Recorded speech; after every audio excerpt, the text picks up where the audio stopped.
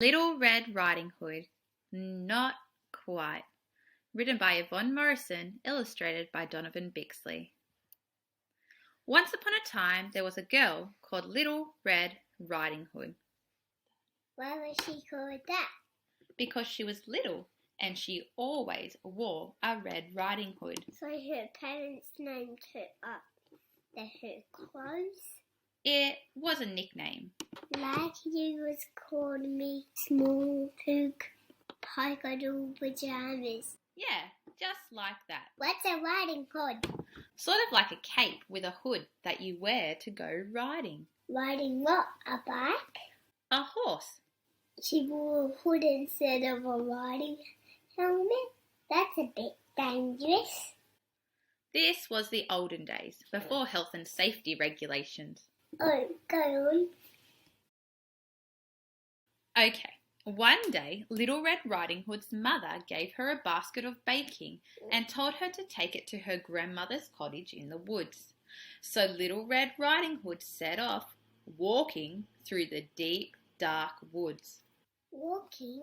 Yes, walking. Not riding a horse? No, walking. Then why was she wearing her riding hood? It was comfortable. Anyway, Little Red set off through the woods, but it wasn't long before she came upon a wolf. That's one more. Do wolves hunt in packs?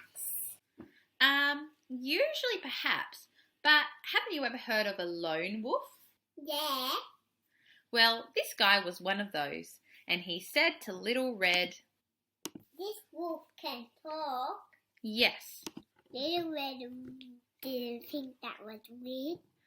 No, like I said, this was the olden days. In the olden days, when animals can talk to humans. Never mind that. Anyway, the wolf asked where Little Red was going, and she told him she was going to Grandma's.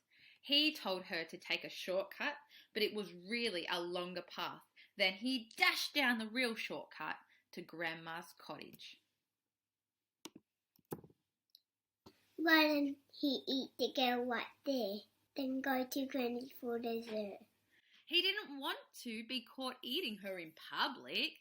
So anyway, off he went and knocked on the cottage door. Who's there? Said Granny, and the wolf replied in a high voice, It's me, Little Red. So Granny said, Come in, dear, the door's unlocked.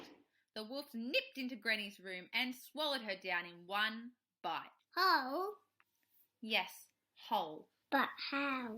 How did the whole Granny fit in the wolf's mouth? If he was a snake like an anaconda, I could believe it. But wolves have to chew their prey. They have bone-crashing teeth.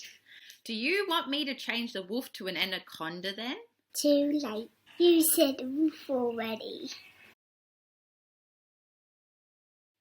Okay, well how about if the wolf coats the Granny in honey? You know, like a pill. That might make it easier to swallow. All right. Then the wolf looked through Granny's drawers and found a pink nightie and a frilly bed cap, put them on and climbed into bed. Soon he heard a knock on the door. Come in, he called out. Little Red entered the bedroom. My, what big eyes you have, Grandma, said Little Red. Big eyes. Wolf's eyes are not bigger than humans' eyes, but they're a different colour though. Are you sure she didn't say, My, what yellow eyes you have, Grandma? No, she didn't. And the wolf said, All the better to see you with, my dear. Then Little Red said, What big ears you have, Grandma. The wolf said, All the better to hear you with, my dear. Huh? What the shape of the ears be obvious? Then the size? Wouldn't she say, What pointy ear you have, Grandma?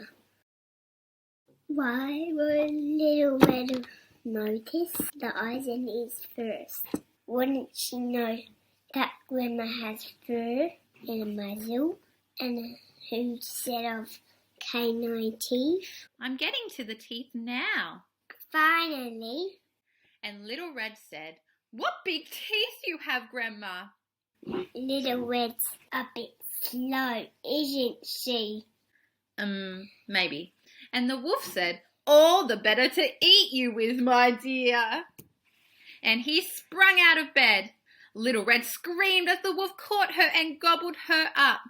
And before you ask, guess halt, because his throat was already stretched from Grandma. Okay, good night. Don't you want to hear the end? I thought it was the end. The wolf ate them both. The end. No, because a woodcutter heard Little Red scream. And he ran into the cottage and sliced open the wolf's stomach with his axe. Out jumped Little Red and Grandma. How the woodcutter cut the wolf open the stomach without hurting Granny and Little Red. He used to be a surgeon. How come Granny and Red were alive? They wouldn't be in the bowl by the stomach, I've said. Well, Little Red had only just been swallowed, and Granny was protected from the acid by the honey, so everyone was happy. Anyone except the wolf. It wasn't his fault he had to eat me. He's a carnivore. Besides, a wolf said I did.